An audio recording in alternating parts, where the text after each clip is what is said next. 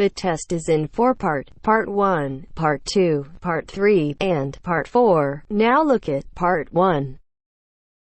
Part 1. 1. You are going to hear a conversation taking place in the airport. First, you have some time to look at questions 1 to 7.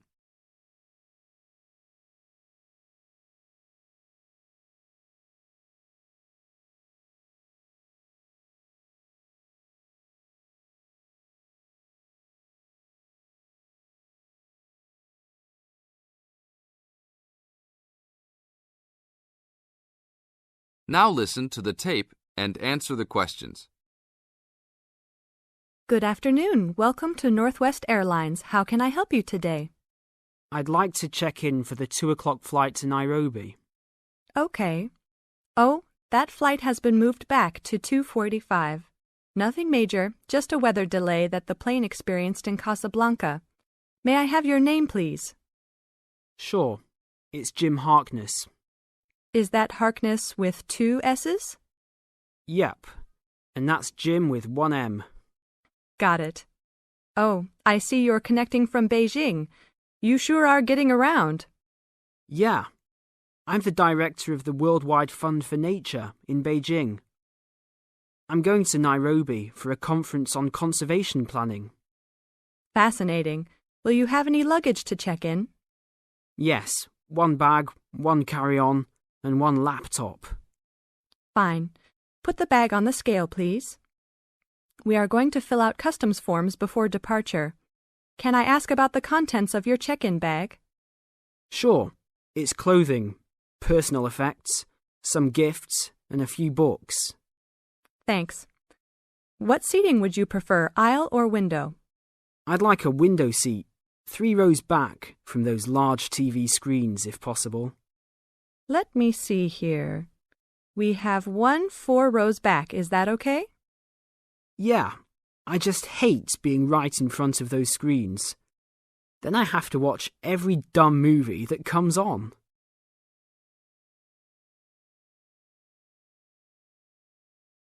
Now look at questions 8 to 10.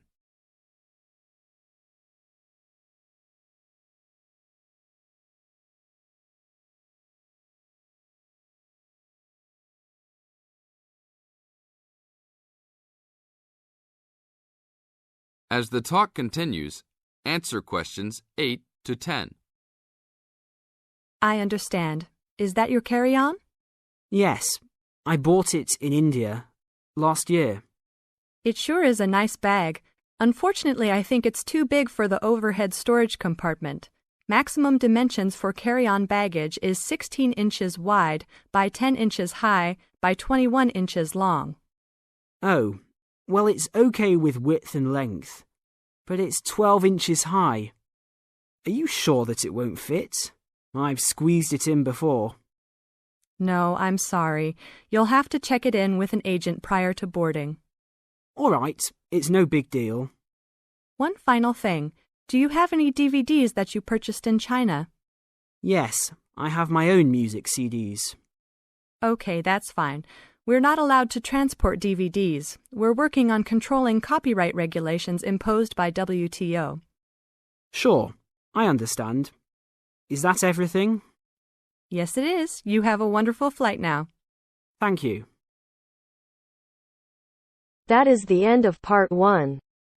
You now have half a minute to check your answers.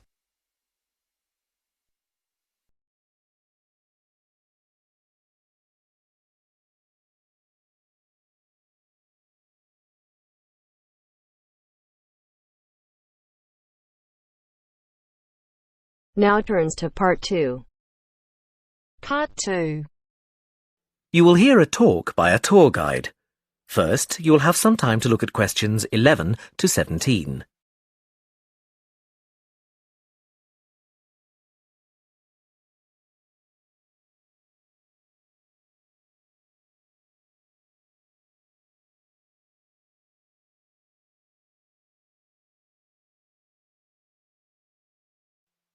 Now listen carefully and answer questions 11 to 17.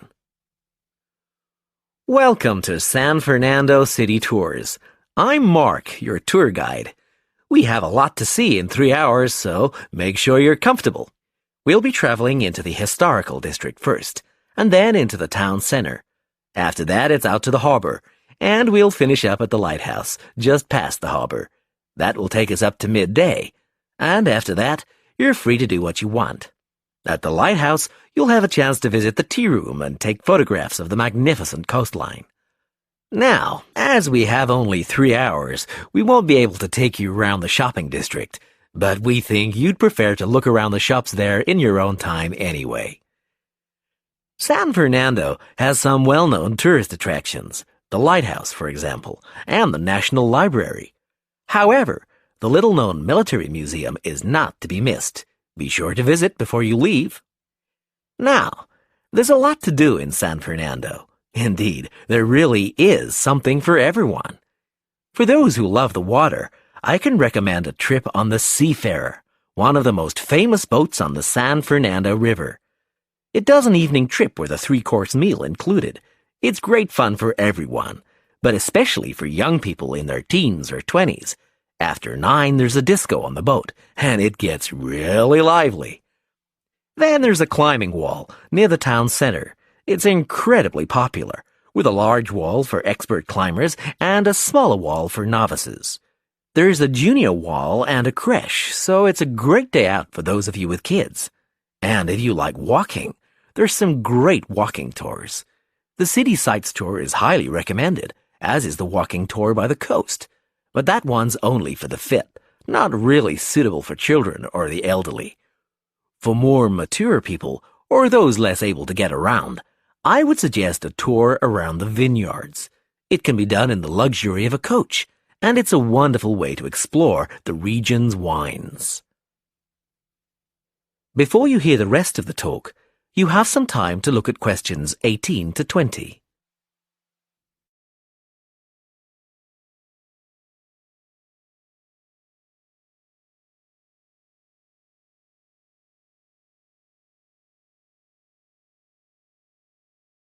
Now listen and answer questions 18 to 20. Naturally, there's a charge for all these attractions, but you can get 15% off if you have an Explorer Pass. If you don't have a pass but would like one, the driver here has application forms. Just ask him for one and fill it out while on the tour. Then you hand it into the tour office. Normally, it costs $10, but this year it's just $7. When you hand it in, you'll get your picture taken for the card on the spot, and then your card is ready to use. Remember to show it whenever you pay for anything. The discounts apply not just to tourist attractions, but some bars and restaurants. Basically, everywhere you see a red Explorer symbol. We're coming up to the historical district now. If you'd like to look at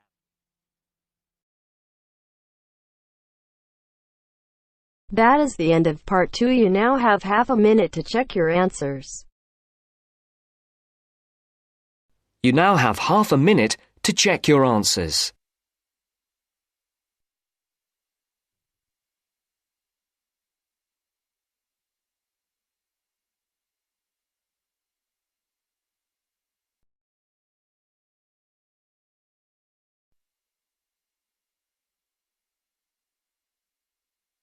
Now turns to part 3. Part 3. You'll hear an introduction about the process of producing stamps. First, you have some time to look at questions 21 to 25.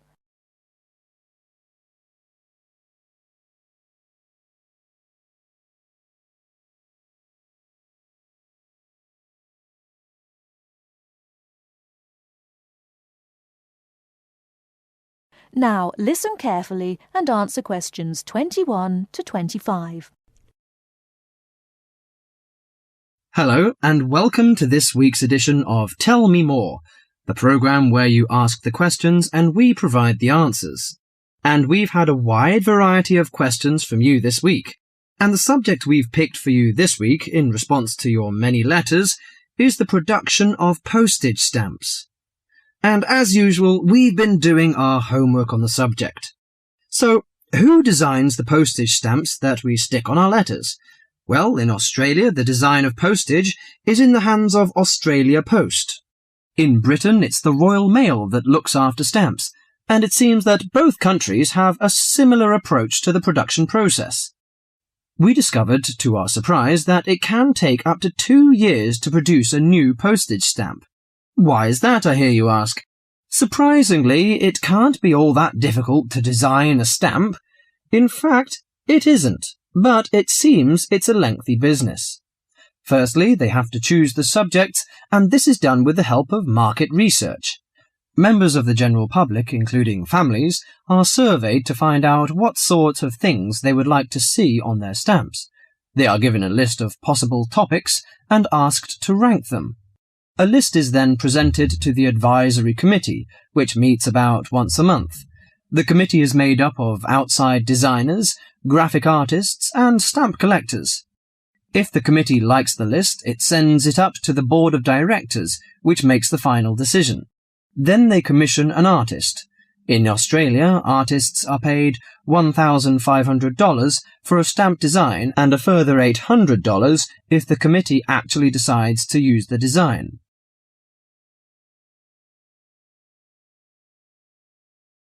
Before you hear the rest of the talk, you have some time to look at questions 26 to 30.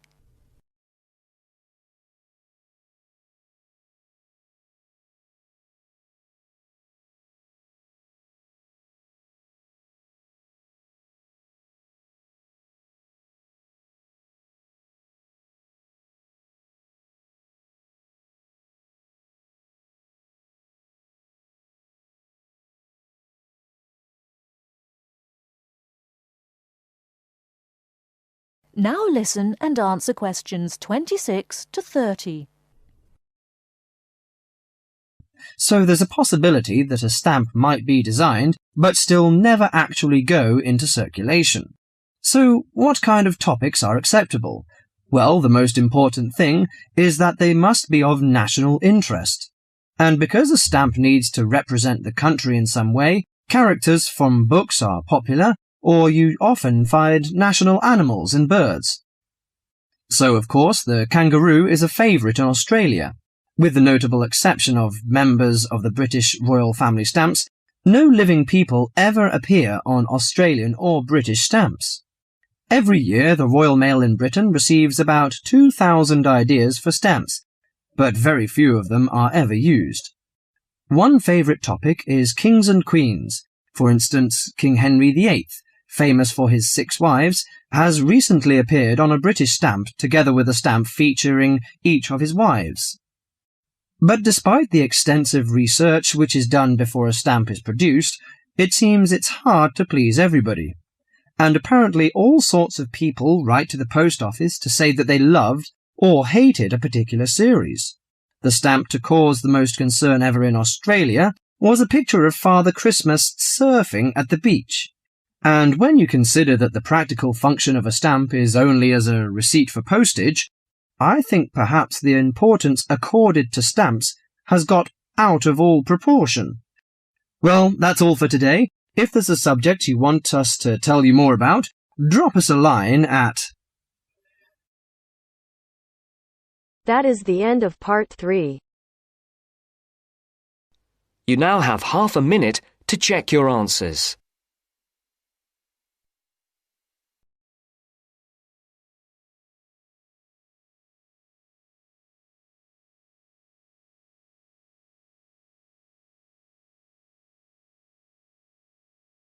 Now turns to part 4. Part 4. Listen to the introduction about Tower Bridge and complete the summary. First, you have some time to look at questions 31 to 40.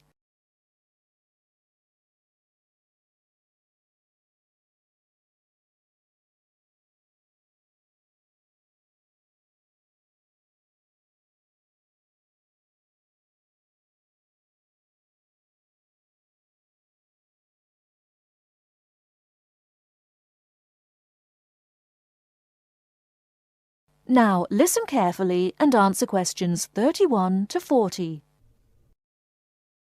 Tower Bridge is located in one of the most interesting parts of London.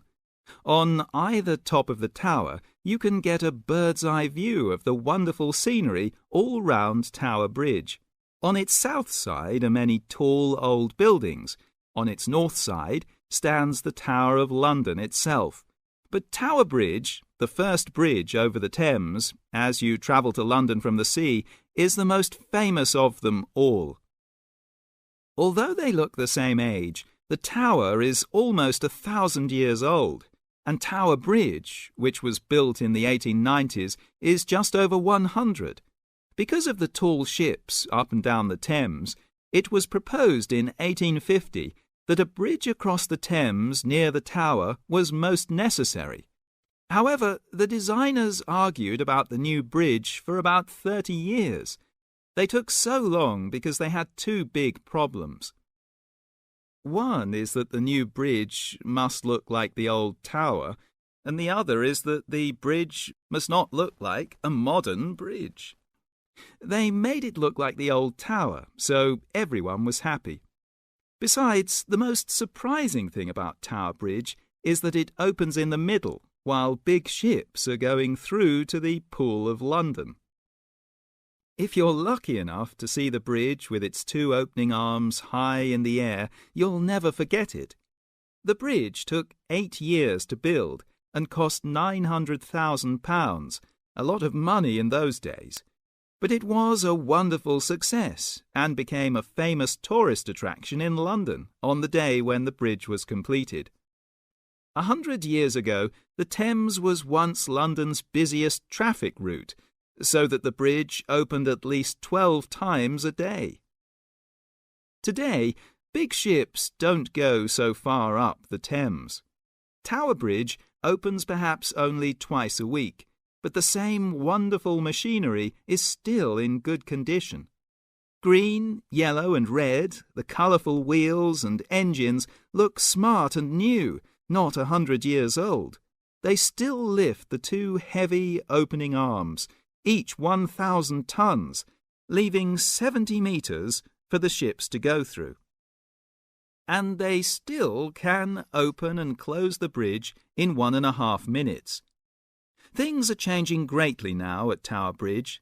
The horses that used to help with pulling have gone, and so have the tugs, for they're no longer necessary. The walkways from one tower to the other at the top of the bridge were closed years ago because so many people jumped off them into the Thames, which is said to open again soon. In addition, the beautiful wheels will be part of a special exhibition for the public to visit. There'll be a restaurant in one of the towers and a pub in the other. But whatever happens in its exciting future, Tower Bridge will always mean London. That is the end of part 4. You now have half a minute to check your answers.